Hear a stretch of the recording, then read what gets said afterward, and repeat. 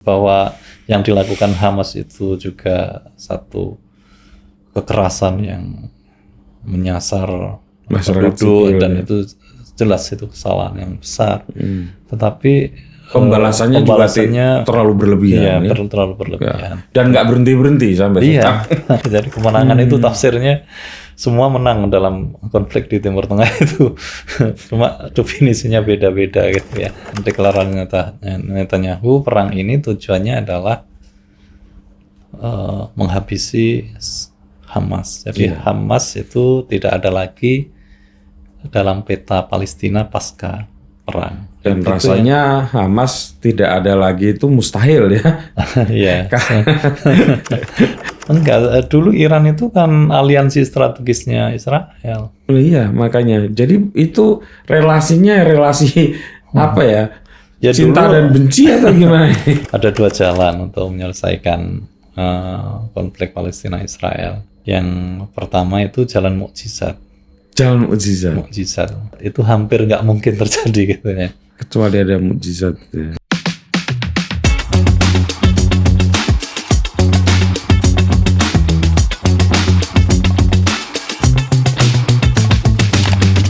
Halo teman-teman, ketemu lagi dengan saya Putu TA Kepala Suku Mojo.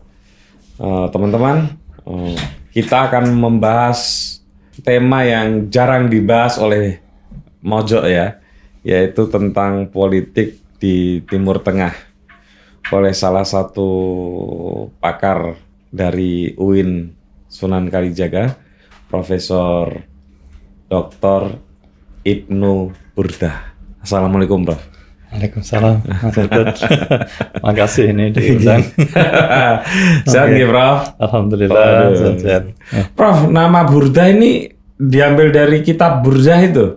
Iya, kayaknya Bapak itu ya memang pengamal Burdah, tapi memang ceritanya itu beliau diminta untuk ngasih nama anaknya yang saat itu belum lahir ya, masih mengandung dengan kata Ibnu Burdah gitu. Ya. Oh, pengamal Burdah ya. Iya. Burdah ini teman-teman sebuah kitab yang dikarang oleh Busiri. Pak Imam Busiri ya. Ya, Imam Busiri itu ini ya, apa puji-pujian ya. Iya. Puji-pujian tentang kepada Rasulullah ya. Iya, madah lah. Apa? Madah istilahnya amdah. Amdah itu ekspresi pujian terhadap Nabi.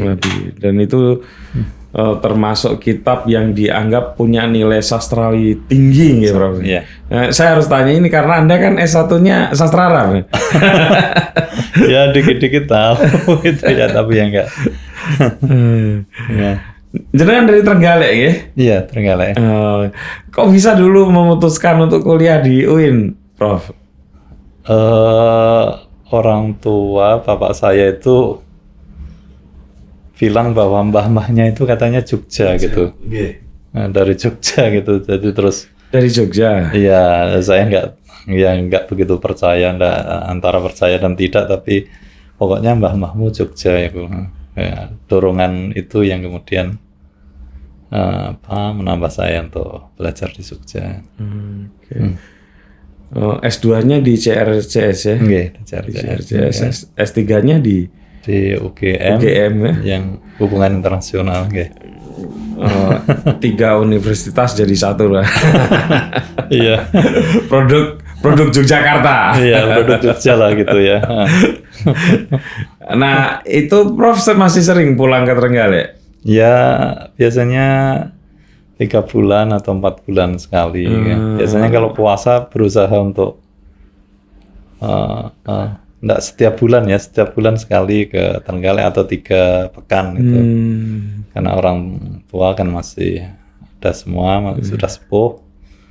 Biasanya ya saya kan takmir masjid masih di Trenggalek itu. Jadi kalau puasa biasanya itu ya ngimami tarawih sama apa itu baca kitab lah gitu ya, baca kitab ya yang sederhana-sederhana gitu. Biasanya kalau baca kitab kayak gitu, misalnya kayak Ramadan kemarin gitu, apa yang dibaca, Bro? Ya hujah ahli sunnah itu ya, terus kitab tajwid, kitab dasar aja gitu ya.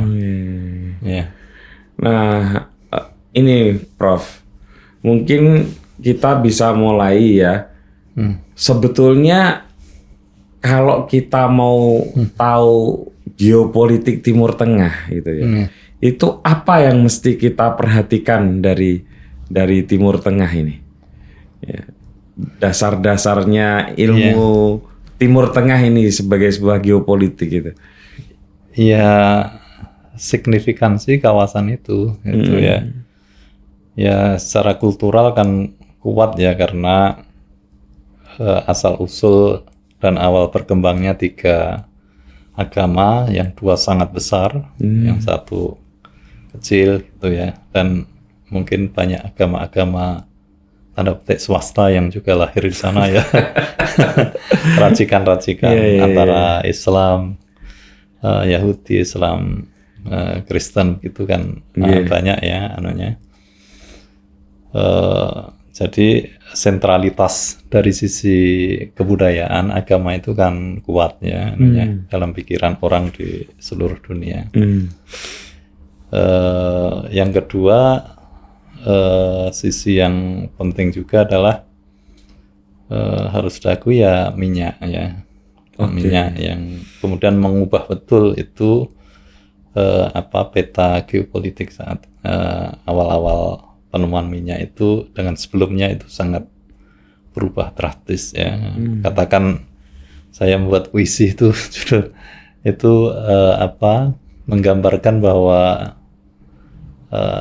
ekstremitas perubahan itu seperti sulap gitu ya, padang pasir yang moda produksinya itu adalah riayah. Ya kan masyarakat Badawa riayah yang utama ya. Riayah itu kalau riayah itu gembala atau gembala dan juga kadang ternak berburu ya. Gembala di padang pasir maksudnya, dan berpindah-pindah antara satu wahah atau oase ke oase yang lain gitu ya. Riayah itu moda produksi yang masyarakat yang sangat sederhana kan itu.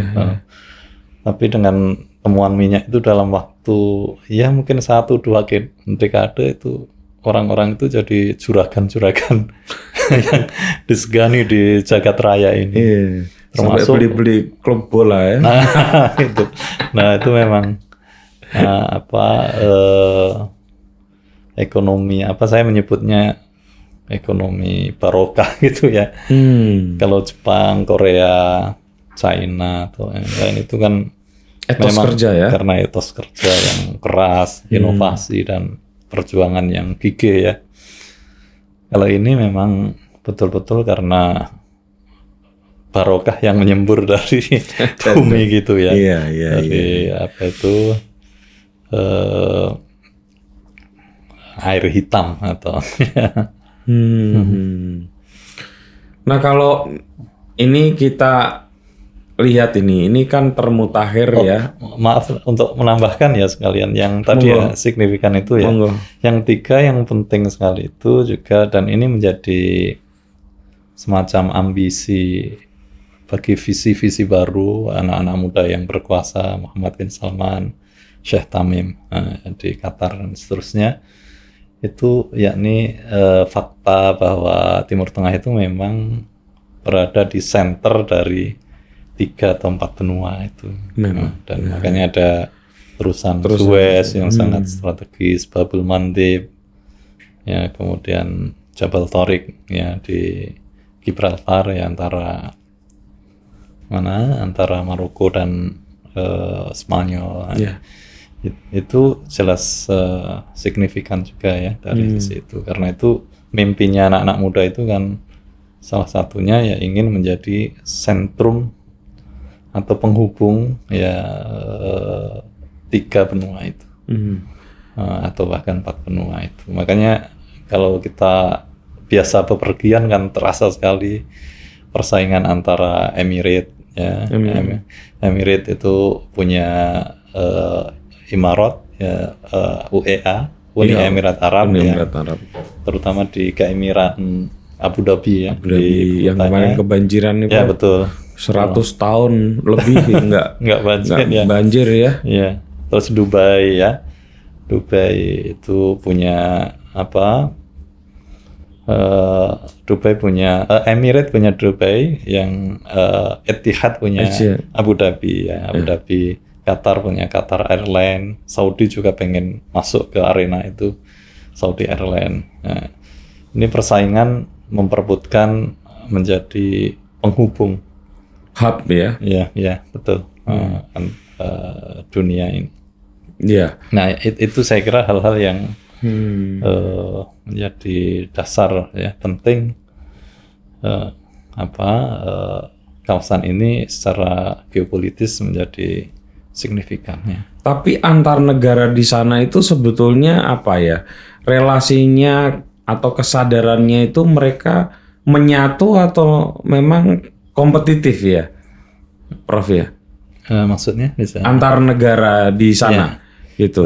Sebetulnya kan formasi atau pembentukan negara-negara ini kan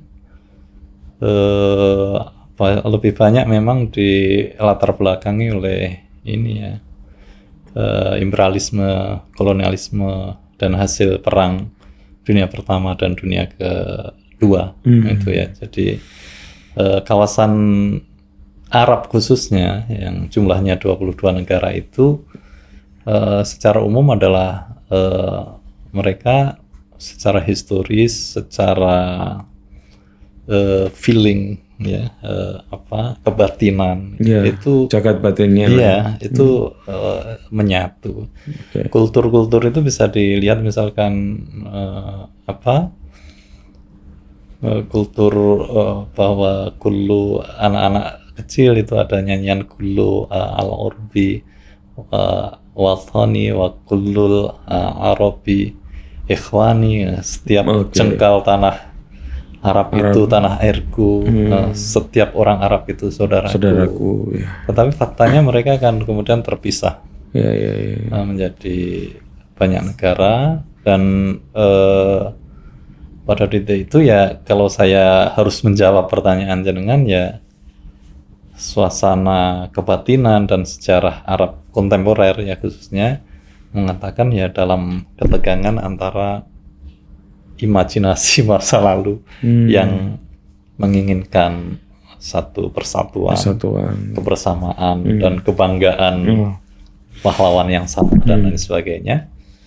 Tapi di sisi lain fakta yang terus didesakkan dan itu didorong oleh institusi negara baru, kan harus menegaskan identitas baru. Tidak al-qaumiyah al-arabiyah, tidak Arab nasionalisme seperti gambarannya Nasiris ya, Sati Khusri, misal Aflaq, para pemikir-pemikir besar itu, atau bayangannya Qaddafi ya, atau Hafid Assad. Tapi yang faktanya adalah yang terjadi adalah namanya istilah Arabnya al-wataniyah al-arabiyah, nasionalisme Arab tapi sempit.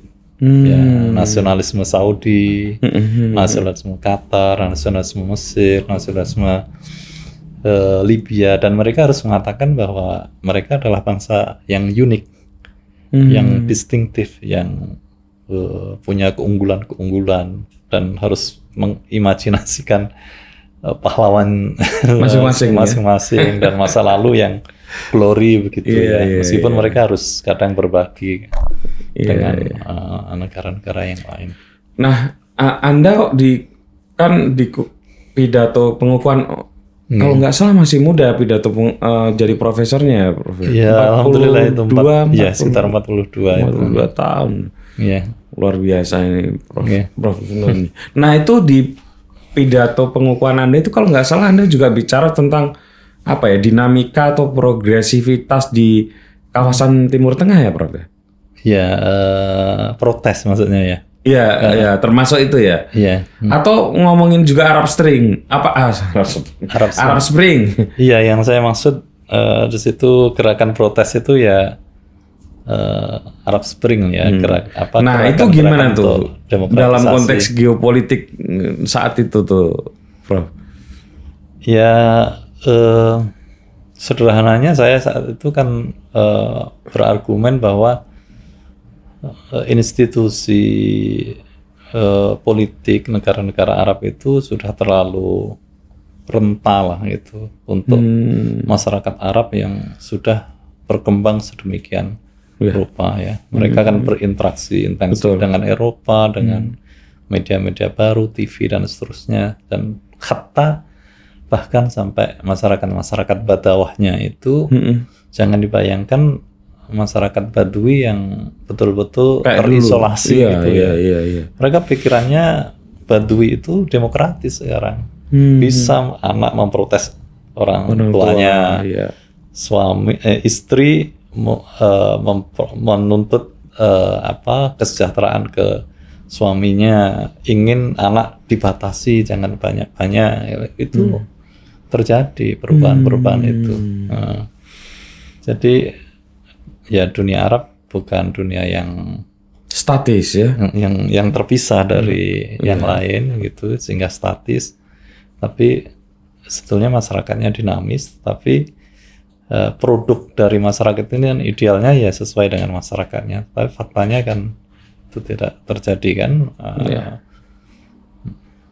Apalagi sekarang ketika mereka sudah merasa minyak akan punya era akhir, mereka berlomba-lomba untuk mencari atau membuat sistem perekonomian baru ya, diversifikasi modal itu ke berbagai sektor strategis dunia ya, termasuk tadi yang disebut pula investasi ke pariwisata sekarang ya, sosmed dan lain sebagainya ya, yang mungkin untuk ukuran kita ya ugal-ugalan ya, karena dan pariwisata itu ini ya mendinamisir lah, karena kan orang datang ke sana membawa juga kultur masing-masing negara, mereka tetap harus adaptif juga kan. Ya, oke. Nah, Prof, 3 hari lalu dalam konflik di Palestina, kita mungkin sebagian besar orang ya, kalau yang betul-betul mengamati mungkin sudah menduga tiba-tiba Iran terlibat secara langsung, ini bukan hanya sembunyi-sembunyi gitu. Nah, pertanyaan saya yang paling dasar, menurut Anda itu, Anda juga sudah akan meyakini itu akan terjadi atau enggak? Saat itu ya. Iya, suatu saat gitu. Ini kalau lama, suatu saat Iran pasti akan terlibat secara langsung gitu. Kalau saya mengamati ya,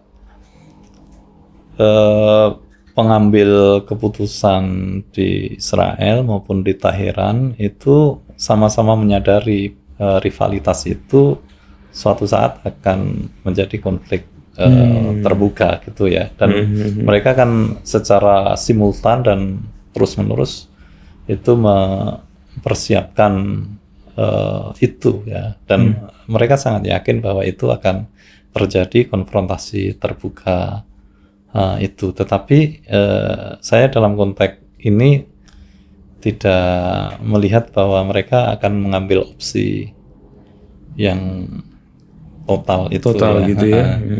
Ya paling-paling respon terbatas ya, kalau lihat hasil rapat kabinet perangnya Israel itu kelihatan sekali bahwa tadi ada perbedaan pandangan, kemudian ada tekanan-tekanan, kemudian sampai terakhir itu mereka membuat tafsir baru bahwa apa yang terjadi itu adalah bukti kemenangan untuk Israel gitu ya. Jadi kemenangan itu tafsirnya semua menang dalam konflik di Timur Tengah itu. Cuma definisinya beda-beda gitu ya. Nanti Hamas juga meskipun sudah hancur lebur ya. Tapi kalau perang berhenti mereka pasti merayakan euforia kemenangan itu. Jadi semua menang dalam konflik itu ya. Yang masih survive ya tentunya ya. Nah, jadi kayaknya saya mungkin saya berbeda ya dengan kebanyakan teman-teman di TV saya lihat itu ya, monggo. bahwa ya Israel akan berusaha menjaga image atau postur superioritas militernya di kalangan aliansinya, di kalangan rakyatnya juga kepada musuh-musuhnya, dengan berusaha untuk memberi pernyataan tegas dan mungkin memberi respon yang juga tegas kepada Iran. Nah, tetapi kalau saya lihat sekarang, meskipun mereka sudah sangat mempersiapkan jauh-jauh hari konfrontasi terbuka dengan Iran, sepertinya untuk waktu ini tidak akan mengambil opsi itu. Israelnya? Iya. Lebih menahan diri? Iya, sekarang bola kan ada di tangan Israel. Iya, betul. Bola sudah di tangan Israel. Iran sudah melakukan aksinya dan mereka mendeklar itu sudah selesai, dan kemudian Israel yang ditunggu responnya untuk itu. Anda lebih yakin Israel tidak akan menyerang balik ya? Jadi masalah balas membalas itu kan yang sangat penting dosisnya ya, takarannya itu ya. Takarannya itu sudah cukup atau belum ya. Israel saya kira akan membalas, tetapi pembalasan itu bukan konfrontasi langsung ke deepnya Iran, seperti yang dilakukan Iran terhadap Israel, karena artinya ketika dia melakukan itu sepertinya perang terbuka akan terjadi, dan setiap pengambil kebijakan saya kira akan berpikir berulang-ulang kali untuk mengambil opsi deklarasi perang.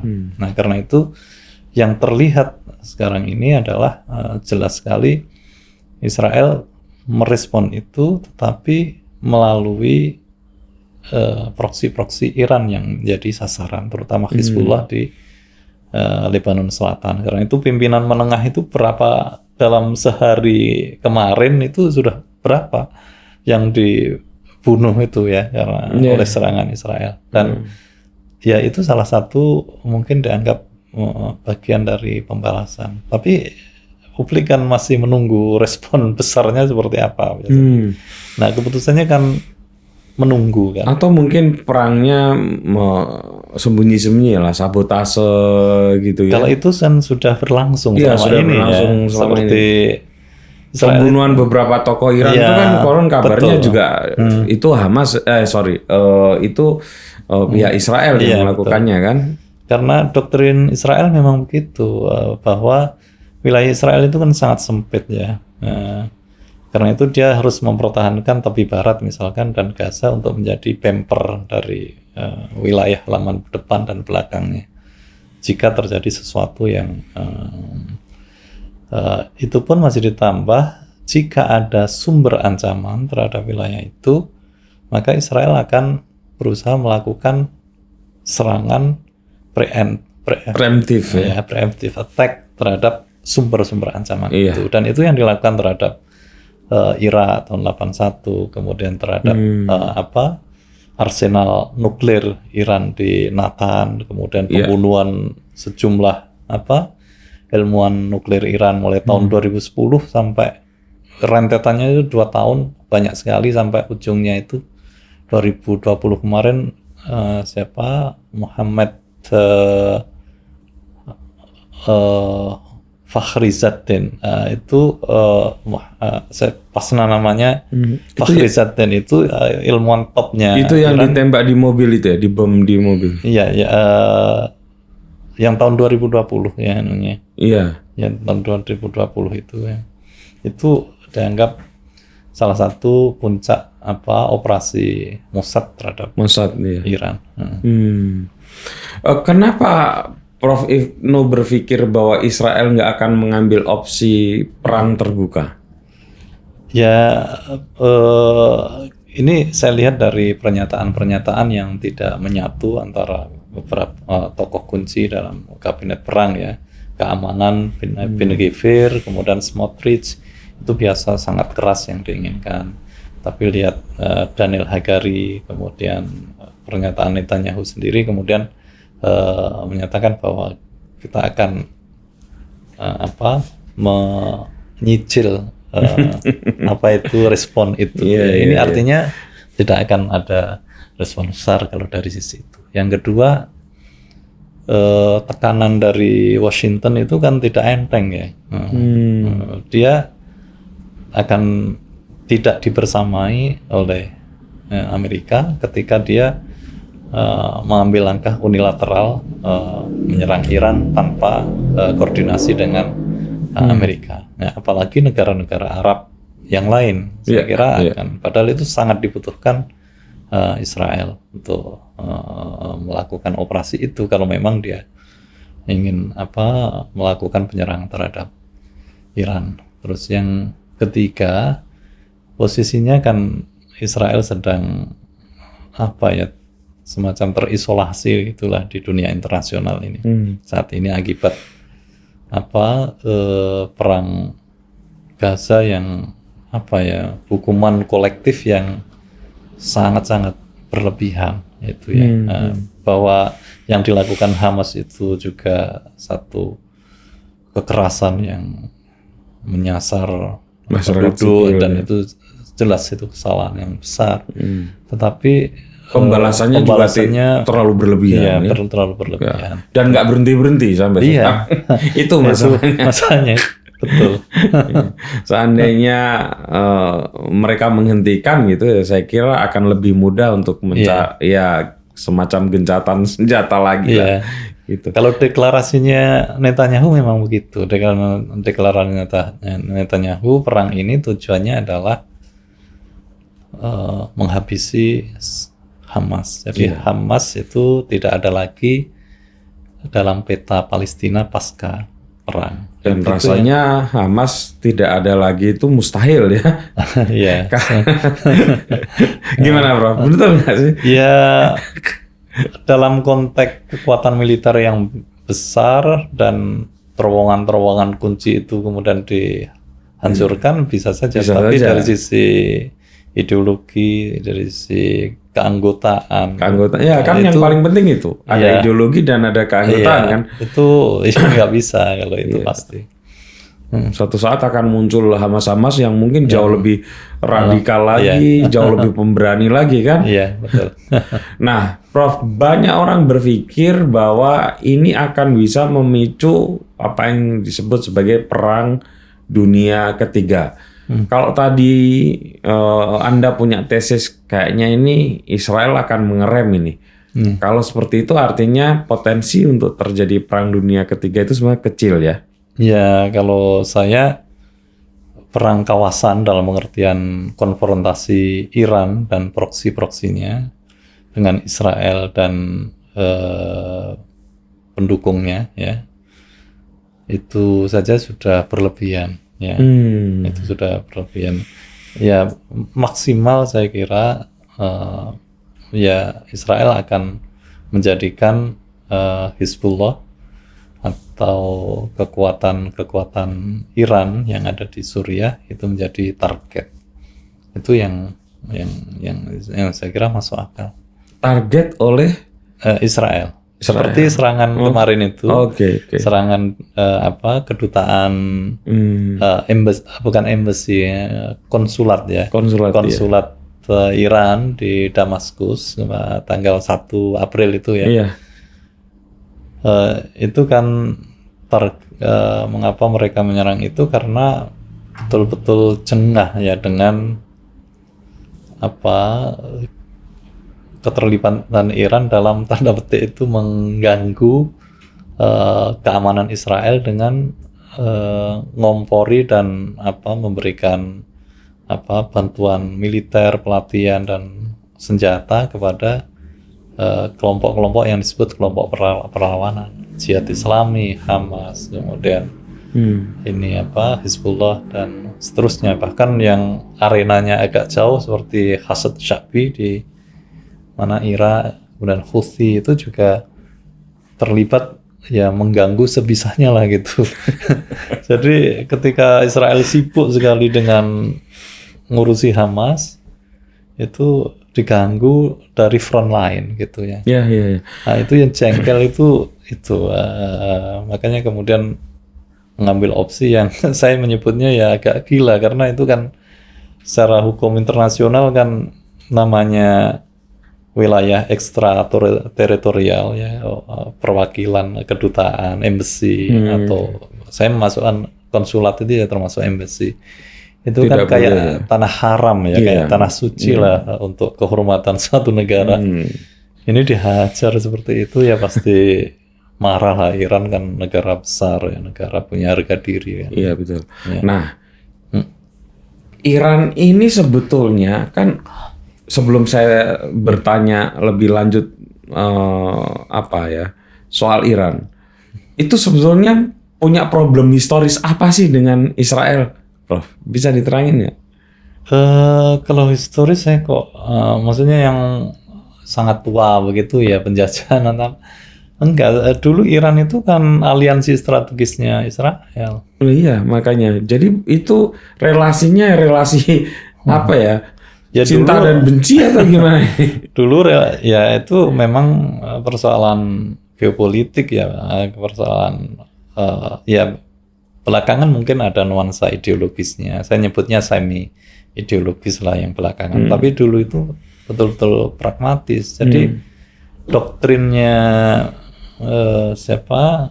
Ben Gurion setelah proklamasi kemerdekaan 2 tahun setelah itu tahun 50, dia mendeklarasikan semacam garis politik luar negerinya Israel gitu ya. Kalau kita bebas aktif mendayung antara dua pulau, itu doktrinnya adalah periperial. Itu semacam menyuntikkan kesadaran bahwa Israel itu berada dalam lahir dalam situasi geopolitik yang sangat sulit, karena dia negara kecil, negaranya terbuka, tanpa pegunungan, tanpa hutan, ya, pantai yang banyak, malahan dikelilingi oleh bangsa yang sangat besar, bangsa-bangsa yang sangat besar, yang mereka konsepsikan membenci mereka dan ingin menghabisi mereka. Karena itu doktrin periperial itu disuntikkan, dan caranya maka harus mencari penyeimbang dari kekuatan Arab besar saat itu. Kekuatan Arab itu ya terwujudkan dalam gerakan Nasirisme itu ya. Nasirisme itu yang ya salah satu proyeknya memang menghabisi Israel ya. Saja proyek besarnya menghabisi Israel. Nah, karena itu dia harus mencari kawan. Nah, salah satu yang tersedia ya Iran.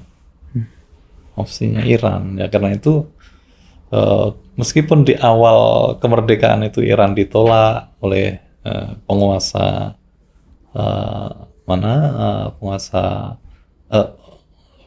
ketika Israel dideklarasikan, Iran menolak. Nah, termasuk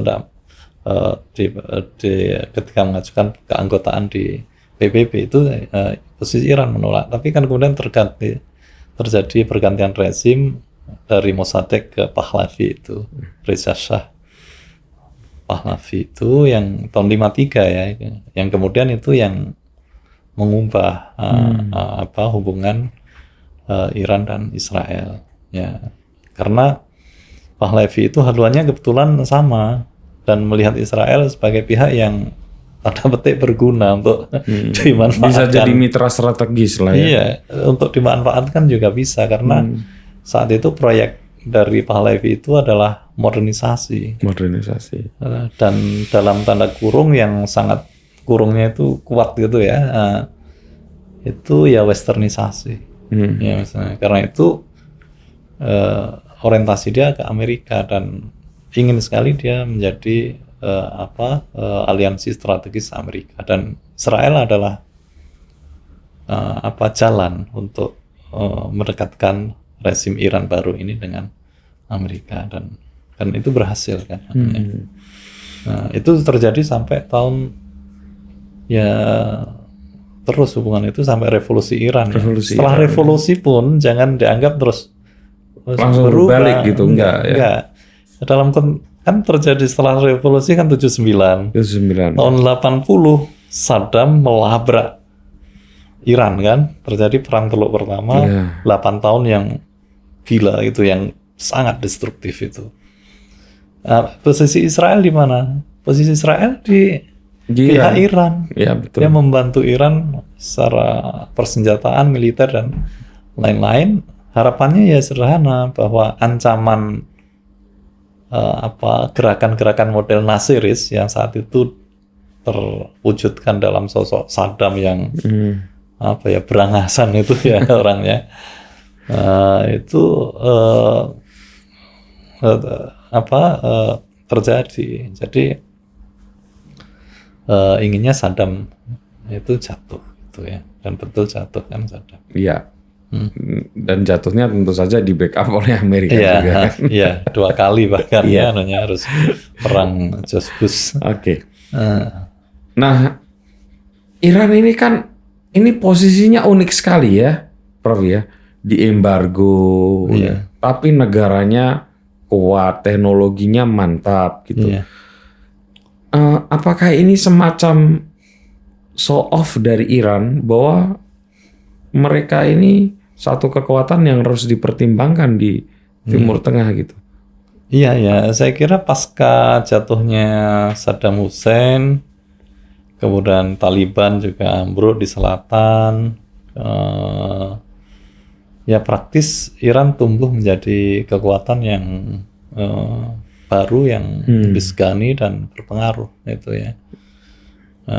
Gitu pasca itu. Ya,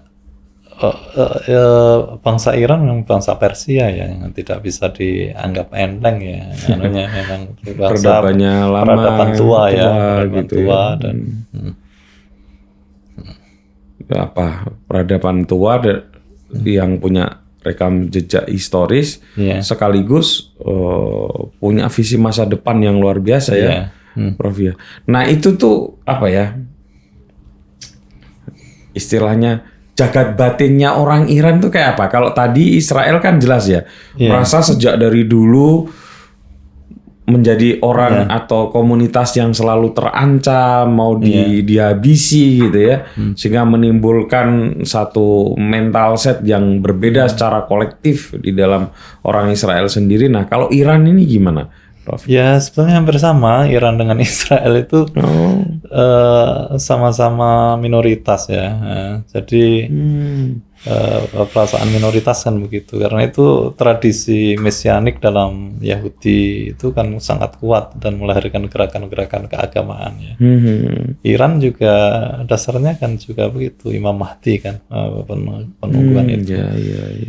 Jadi sama, saya kira bahwa mereka adalah bangsa yang sejarahnya kan sangat kuat ya, internalisasi sejarah Hussein itu ya. Nah, itu sebagai bangsa yang semangat Karbala lah ya. Iya. Nah, ke depan ini apa yang bisa membuat situasi, kalau tadi kan menurut pemikiran Anda ini akan dijaga betul nih temponya supaya tidak terjadi perang terbuka antara Iran dengan Israel. Tapi apa yang akan membuat situasi kemudian memanas di luar variabel Israel sendiri gitu ya?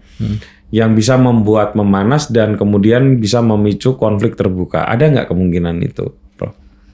Ya, kalau saya keputusan perang itu kan ada di top leader ya. Kalau di Israel itu kabinet dan presiden yang itu pun lewat persetujuan Knesset ya. Kalau di ini adalah Imam Ali Khamenei yang sekarang posisinya sebagai wilayah rahbar ya, wilayah al-faqih. Saya berpendapat ini orang-orang ini rasional gitu. Jadi kemungkinan akan terjadi perang terbuka dalam waktu dekat itu ketika mungkin ya kalau para pengambil kebijakan itu emosional, model-model Gaddafi, model Saddam, itu saya kira akan loss of control lah. Ya, loss of control. Ya, apalagi kemudian misalnya ya nanti sebentar lagi Pilpres Amerika, kemudian Republik yang Trump katakan itu, saya kira kemungkinan menjadi lebih terbuka lagi. Ya. Justru ketika Trump berkuasa akan kemudian punya variabel baru ya, untuk lebih terbuka ya. Terjadinya itu konfrontasi terbuka itu. Tapi saya melihat itu orang akan para pemimpin ini akan mengambil proses-proses yang rasional untuk mengambil keputusan. Karena begini, yang penting sekali Iran itu tahu kalau Israel itu adalah negara dengan kapasitas nuklir, meskipun non-deklaratif. Kepemilikan senjata nuklir itu memang biasanya kan tidak digunakan ya, nuklir itu nganggur ya. Tetapi hanya untuk saling mengancam aja. Betul. Kamu punya, aku juga punya loh. Itu gitu. efek deterren namanya. Kalau suatu negara punya deterren, punya nuklir, itu pasti berpengaruh terhadap perilaku negara lain. Sejak Israel dinyatakan banyak ahli tahun 80-an itu punya senjata nuklir, sudah tidak ada lagi negara Arab yang melakukan konfrontasi terhadap. Nah, celakanya ini bagi Israel ya, teman-teman ada saya yang melihat bahwa ini memang desain Israel supaya Iran masuk gelanggang kemudian akan bertempur gitu ya. Saya kaget juga itu. Tapi memang banyak sih yang memikirkan itu. Iya. Mengingat itu tadi Karbala spiritnya. Ya kalau saya lihat itu konfrontasi terbuka itu kecil menjadi pilihan yang betul-betul terakhir, meskipun mereka betul-betul sama-sama mempersiapkan diri untuk itu ya. Soalnya dulu kan Saddam Hussein juga nyaris nggak masuk akal, negara kecil seperti itu kok berani-beraninya melawan hampir seluruh negara di dunia gitu kan. Ya kita kan hampir kalau nggak memahami jagat batin orang Irak kan hampir nggak masuk akal, bro. Iya, betul. Sama juga ini kan Iran ini Iran ini kan ya tadi itu punya historisitas, diembargo berpuluh-puluh tahun malah justru berkembang gitu ya. Itu kan orang jadi berpikir jangan-jangan ini mereka Iran ini memang sekalian ini kita tapi Anda punya pemikiran beda ya. Nggak akan seperti itu. Ya, Iran kelihatan sekali memberikan respon kan terukur, terbatas gitu ya. Memang skala yang di ini kan besar sekali ya, 350 rudal drone itu kan besar sekali. Saya bayangkan kayak apa itu ya, bola apinya yang lihat itu ya, besar sekali. Tapi dari sisi kualitas, menurut para ahli Iran yang saya ikuti ini itu senjata-senjata yang lama yang digunakan Iran itu. Ya ibaratnya sebetulnya mereka inilah hanya nyenggol-nyenggol dikit lah ya. Baru tarafnya nyenggol-nyenggol dikit lah. Belum sampai mukul gitu. Betul ya. Gitu kan? Sekitar mencolek sedikit.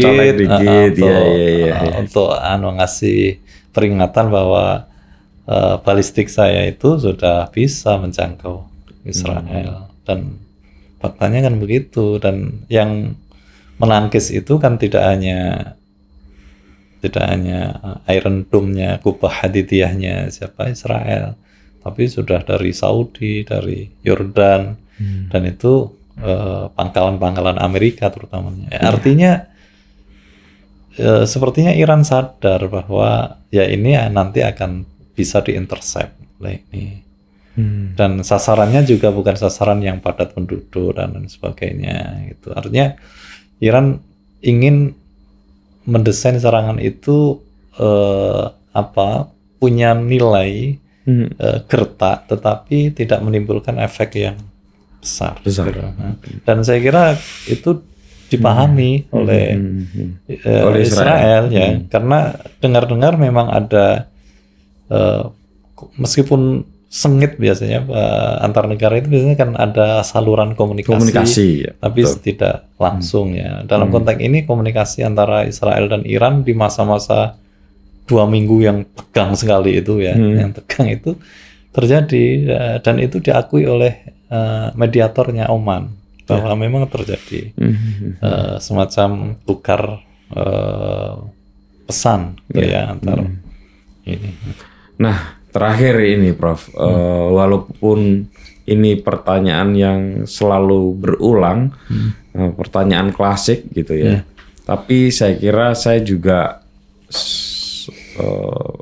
pengen tetap menanyakan ini kepada Anda sebagai wujud dari keprihatinan dan sisi kemanusiaan kita ya. Apakah nggak ada jalan lain menyelesaikan persoalan antara Palestina dengan Israel? Dan adakah masa depan itu? Itu pertanyaan terakhir. Iya, kalau katanya siapa Paus Yohanes II yang almarhum itu ya, ada 2 jalan untuk menyelesaikan konflik Palestina Israel. Yang pertama itu jalan mukjizat. Jalan mukjizat. Jalan mukjizat itu adalah terjadi ketika pihak Israel dan Palestina itu sama-sama maju ke perundingan dan serius melakukan perundingan dan mencapai kesepakatan dan dilaksanakan. Itu namanya mukjizat. Itu hampir nggak mungkin terjadi gitu ya. Kecuali ada mukjizat. Ya enggak. Kalau itu terjadi namanya mukjizat dan itu hampir nggak mungkin terjadi. Hampir nggak mungkin terjadi. Berarti bukan jalan dong. Nah, kalau jalan menurut dia yang jalan realistis adalah katanya ya Tuhan turun langsung ke arena sejarah untuk terlibat menghentikan keduanya berkelahi. Itu juga bukan jalan. Nah, itu katanya realistik ya.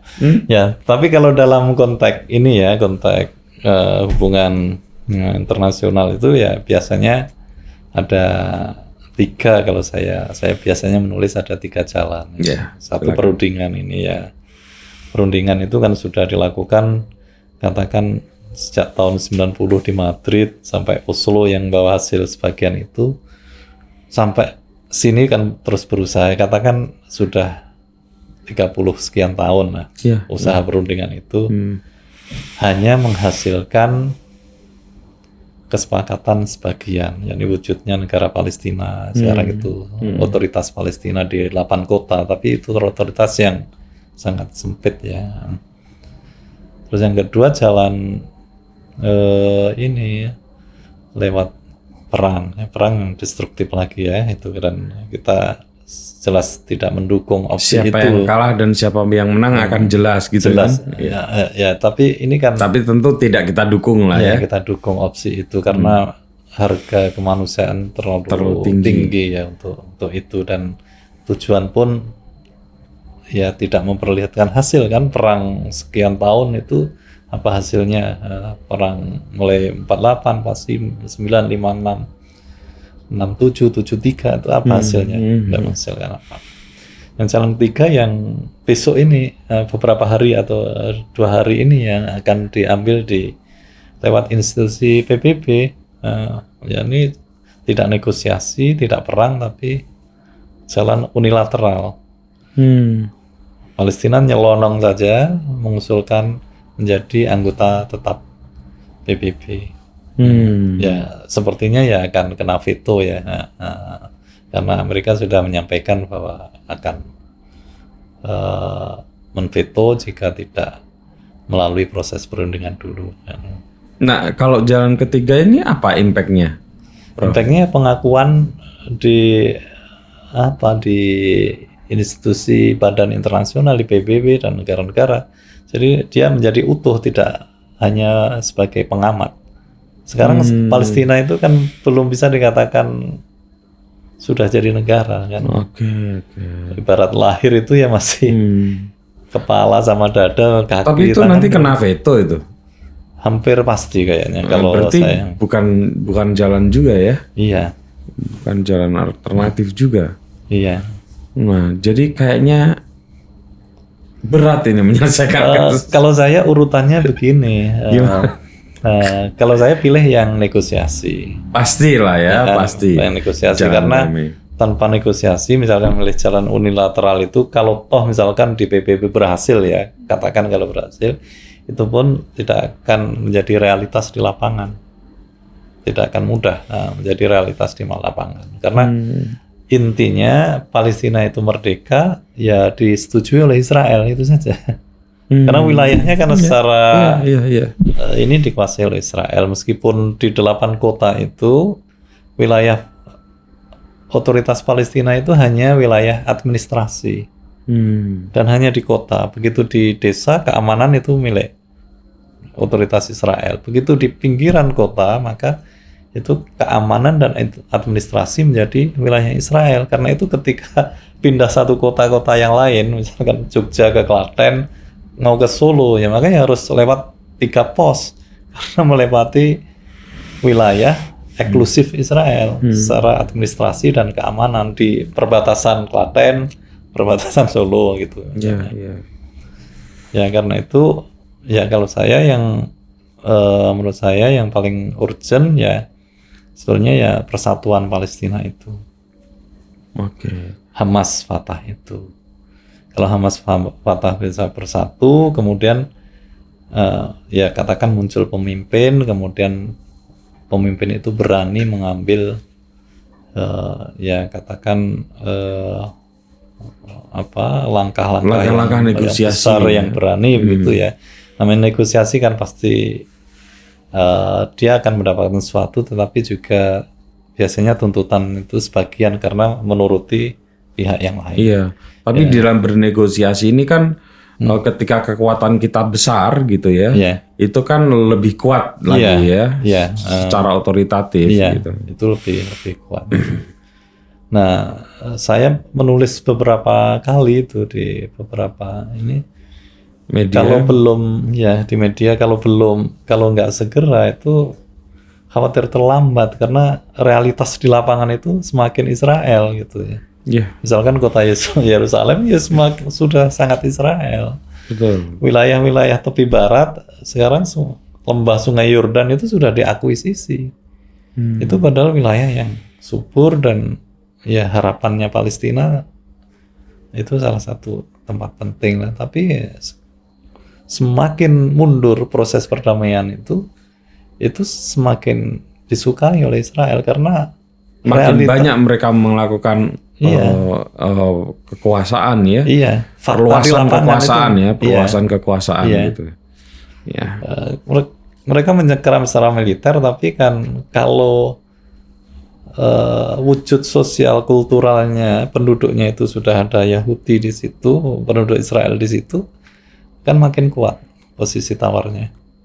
Ya faktanya kan sudah begitu misalnya. Nah ini semakin mundur proses perundingan yang berani dan decisif dan menyeluruh, maksudnya menyeluruh seluruh isu-isu besar, ya isu pengungsi, ya isu perbatasan, ya isu Yerusalem, ya menyeluruh begitu ya semakin cepat semakin baik.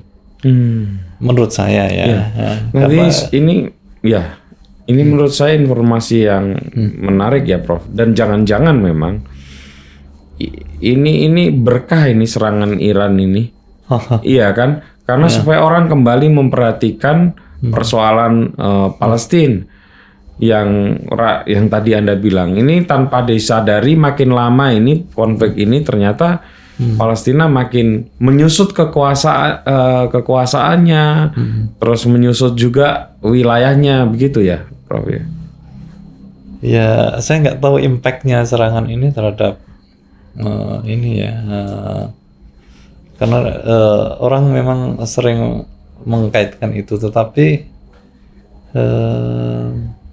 apa dengan serangan itu kemudian Israel mundur dari Gaza? Sebenarnya juga tidak. Itu dua hal yang berbeda dan betul. Tentara Israel yang dikirim itu meskipun jumlahnya besar itu tentara yang ecek-ecek di Gaza kan memang itu bukan aktor negara. hanya aktor non negara yang kebetulan dipersenjatai dan memang sangat terlatih, punya ideologi yang sangat kuat.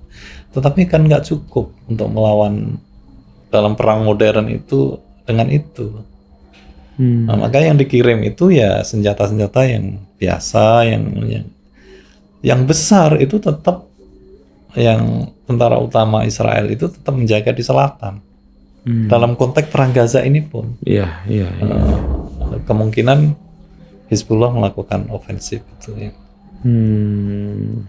Jadi kalau berharap besar misalkan dengan perang Gaza itu kemudian dengan serangan Iran itu kemudian berpengaruh terhadap keputusan Israel untuk kemudian misalnya ya menarik pasukan atau dari menahan Gaza dulu gitu. Ya kalau menahan dulu memang Mungkin, faktanya terlihat itu ya. Nah, setidaknya yang kita lihat itu tidak segera masuk ke Rafah dalam kekuatan yang penuh gitu ya.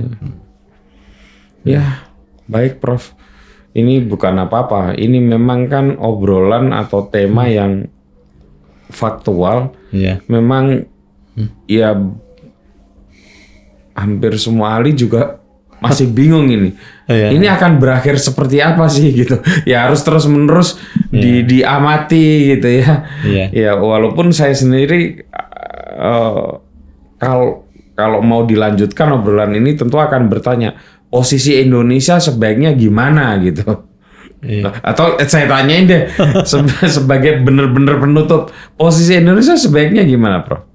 Ya yang sesuai dengan prinsip-prinsip luar negeri kita ya, yang apa, bebas aktif. Enggak, yang kita membela hak kemerdekaan Palestina kan, setiap bangsa ya. Dalam konteks ini Palestina, tetapi catatan saya kita itu juga diminta oleh konstitusi untuk aktif mewujudkan perdamaian dunia. Kata aktif itu yang ini yang agak harus dibaca dalam-dalam, karena dengan sikap yang konservatif sekarang ini memang yang istiqomah ya katakan, yang betul-betul katanya peace konstitusi gitu sikap kita terhadap Israel Palestina itu jangan-jangan ya namanya aktif dalam perdamaian itu kalau bisa kan memang ada saluran bicara ke kedua pihak. Betul. Sementara persoalannya ya kita nggak bisa bicara dengan Israel dengan cara seperti itu. Itu memang catatan kritis kecil saya terhadap jalan yang kenal Israel tapi tak didengar gitu ya Kak. Iya, tak mungkin didengar. Ya itu kan termasuk kalau di Twitter kemarin rame ya. Supaya bisa mendamaikan dua pihak maka kita harus kenal dua-duanya ya. Per teori betul. Tapi faktanya ya nyatanya mau NU mau Indonesia gitu pemerintah atau perwakilan kaum muslim di Indonesia, organisasi muslim tetap saja tidak bisa kenal mereka tapi tidak bisa didengar suaranya itu. Rasanya kok gitu ya, Bro? Iya, betul. Ya jadi tapi ya ini memang problem sulit. Gitu ya. Kalau Indonesia cita-citanya ya jangan terlalu besar ya, kita kan bukan negara besar yang katakan namanya mediator perdamaian untuk isu-isu besar itu kan modalnya banyak. Betul. Tidak hanya postur militer ya, tapi ekonomi juga. Iya, selain ekonomi juga ya punya daya dukung atau kekuatan teritori kawasan yang kuat juga gitu loh. Ya soalnya kalau kita ikut mendamaikan tapi nggak ikut membantu, misalnya kan kalau berdamai terus nanti saya membantu sekian, ini kan ada gitu kosong. Iya pasti itu logistiknya harus sangat kuat. Nah, kita ya APBN kita berapa? 3.000 triliun ya, 3.000 triliun itu ya dibanding negara-negara kecil seperti Qatar, Bahrain nggak ada. Padahal untuk 250 juta dengan luas ini ya. Ya, tapi secara politis sebetulnya Indonesia tetap tetap punya suara. Iya, Prof, ya. itu Bagaimanapun Indonesia adalah negara Muslim terbesar kan di dunia. meskipun mulai disalib Sama India ya. Pakistan. Pakistan ini ya kan. Pakistan ya. Baik Prof. Ya. Terima kasih banyak ya. Semoga obrolan ini bukan pesimistis sih. Cuma supaya melihat makin jernih lagi persoalan di Israel dan Palestina dan kemudian apa yang terjadi dengan Iran gitu ya. Kita memang belum bisa melakukan analisis yang banyak dan belum tahu juga itu jalan keluarnya kira-kira seperti apa. Toh kita tidak bisa menghimbau siapapun gitu ya. Tapi saya kira dari sisi kemanusiaan kita pasti prihatin lah itu. Tidak ada yang lebih mengerikan daripada setiap kematian manusia begitu, Prof. Apalagi kematian itu karena perang. Terima kasih Prof sekali lagi. Sama-sama Mas Bro. Teman-teman, itu saja obrolan dari kami. Semoga bermanfaat dan sampai ketemu lagi dengan tamu kami selanjutnya. Terima kasih.